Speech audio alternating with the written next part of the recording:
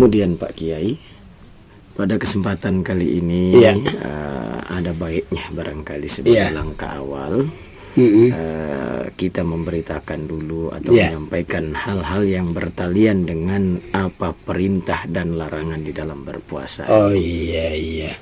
Begini Dembani. Iya. Perintah berpuasa ini kita dapati di dalam Al-Quran surah Al-Baqarah ayat 183. Iya. Yang berbunyi Bismillahirrahmanirrahim.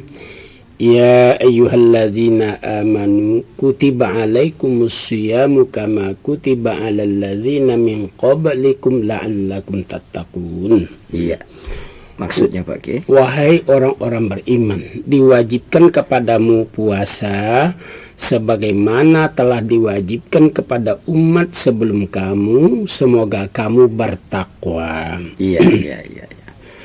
Berdasarkan ayat ini, tujuan daripada ibadah puasa itu ialah untuk mencapai takwa. Iya.